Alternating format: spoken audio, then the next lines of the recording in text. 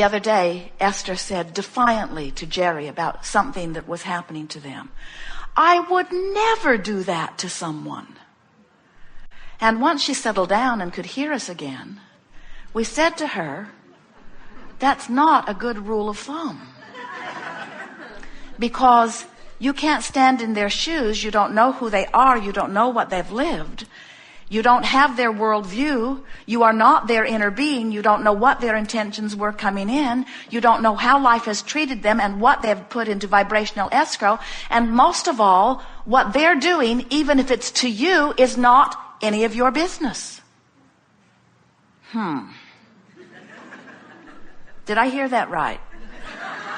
They're doing it to me, but it's not any of my business. And we say, well, the problem with making what someone else does your business is that you have no control over what they do, how they think, but you do have control over what you do and how you think. So if you can get to the place where you can stay in alignment with who you are and everything you want, regardless of what someone else is doing or any other factor, now you understand the art of allowing. The art of allowing the well-being that I've been asking for to flow to me. It's a very conditional love that most people live. Most people look out and they see these conditions and they like them, and then they see those conditions and they don't like them, and then they say, we've got to control the conditions so that there are more that we say yes to and fewer that we say no to. And we say, the problem with that way of going about it is that this is a world that is based on attraction. It's an inclusion-based universe, which means if I see something I want and I say yes to it, I include it in my vibration. If I see something I don't want and I shout no at it, I include it in my vibration. And by including those things I do not want in my vibration, I hold myself in resistance not only to what I want, but to who I have become.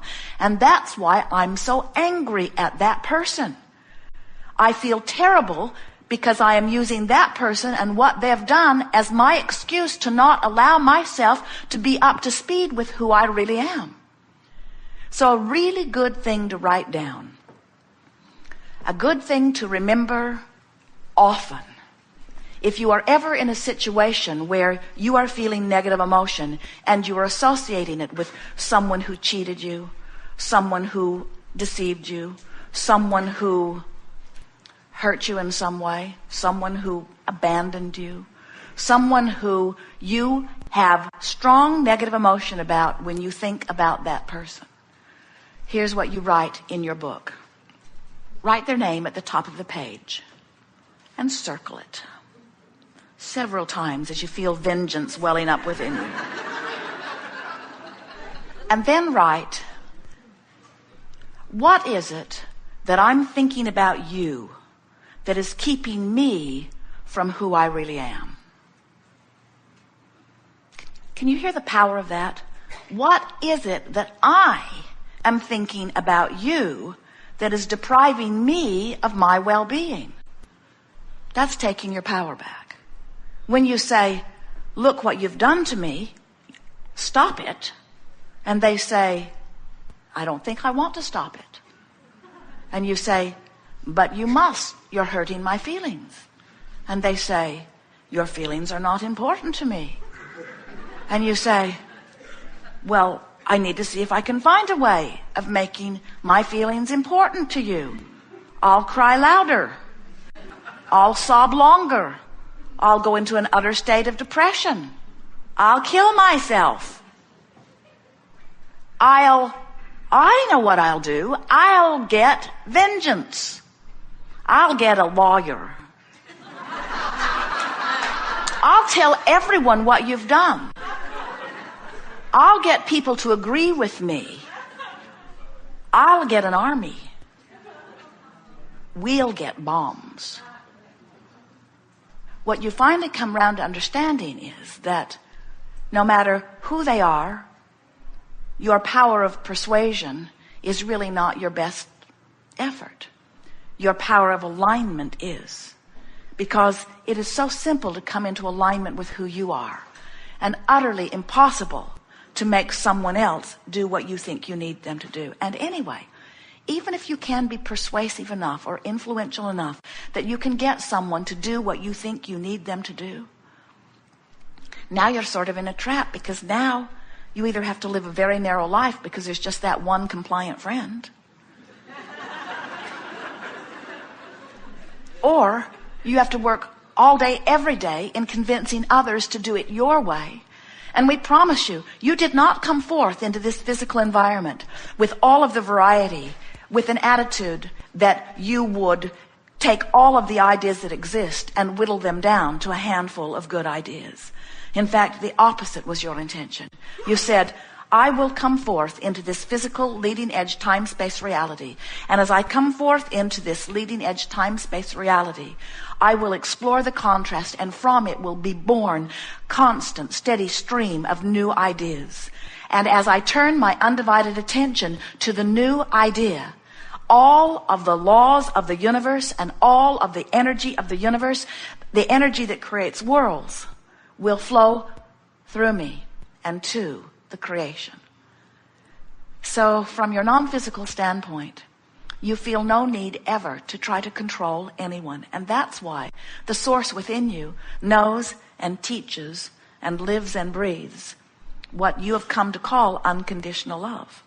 Unconditional love says, my connection with source is not conditional upon what anyone else does. My connection with source is only conditional upon my choice of thought, my direction in the stream, my following the call of source or not. And of course, you have free will to focus upstream or downstream.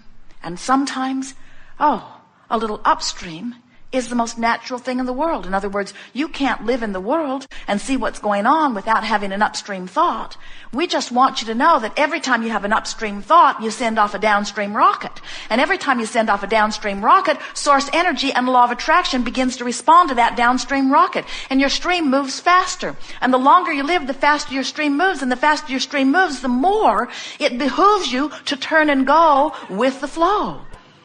So, as you're moving about your physical environment and you are seeing things that, for whatever reason, you don't want to see. Maybe there is some injustice that you are witnessing, or maybe there is something lacking in your own experience. Just by living through that, you automatically launch this request for an improved situation. And Source, who knows you and adores you and is you, immediately turns its undivided attention to that request. Now that is something really worth talking about. We want to say to you, nothing that you want is upstream. Nothing that you want is upstream. Everything that you want is downstream. And that's why, when you understand, the creative process says, ask. Contrast helps you to do that. You can't not ask. Step 2 says, Source will answer what you're asking for. Not your work. Source takes care of that. Step 3 says, I must be a vibrational match to what I'm asking for.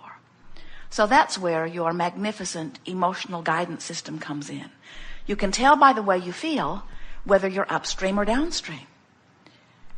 We've written volumes and produced hundreds and thousands of recordings and videos to help you to understand about your emotions. And we want you to find the simplicity of the guidance system that you were born with by understanding that when you go with the flow, you can feel that you are. And when you're not going with the flow, you can feel that you're not. It really is that simple. All of you have been practicing the frequencies of your being over a long enough period of time that you have habits of thoughts. That's what a belief is. It's just a pattern of thinking, a pattern of responding, a knee-jerk response. It's the way the world looks through your eyes. It's the way you have learned it from those who have been important to you early on. Child asked his mother on a segment of refreshment, if you get a chance to talk to Abraham, please ask a question for me. And she was the next person called to the chair because we wanted to hear her child's question. Ask Abraham why grown-ups are so grumpy. And our answer is, the longer you live, the more you find to fuss and worry about. And you've forgotten that every time you fuss and worry, you give birth to a rocket that source energy helps you with.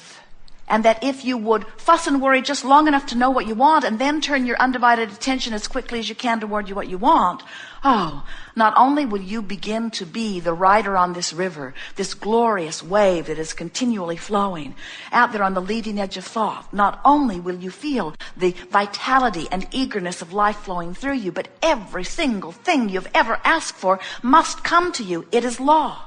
But when you get cross current of that stream, it's not fun. As things were happening politically and around the world, many people began to find satisfaction in the television programs that pushed against the current administration. And for many, it was a downstream thought. In other words, it was fun to make fun. It was like, finally, someone is speaking some of what I'm feeling.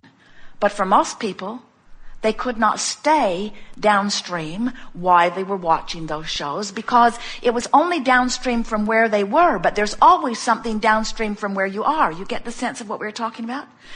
One day, we heard someone chastising someone else about the direction of their stream. Your friends do that to you? That's an upstream thought, you know.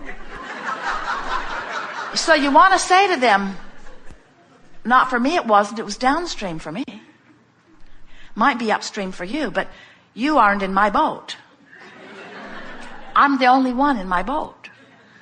The key to long-term happiness, the key to receiving everything that you're wanting, the key to being the fulfillment of that which you intended as you came forth, the key to being that leading edge being that you were born to be, the key to living life in the way that you said you would when you came forth, the key to keeping up to who you really are, the key to being the physical embodiment of the source energy who is within you, the key to that is a downstream thought. Not the best thought you've ever thought. Just the best feeling thought you can find from where you are. No matter where you are on the emotional scale, no matter where you are, as you put your boat into the river, as you reach for the best feeling thought you can find, that's got to help, yes? And if you keep doing that, before you know, you're really going with the flow. You are hearing the call of Source. So what does the call of Source sound like? Harps and angels, surely? What's the call of Source sounds like? Well, it depends on where you are. If you are in love and appreciation, the call of Source will feel like ripples up your spine. It will feel like goosebumps all over your body. It will feel like elation.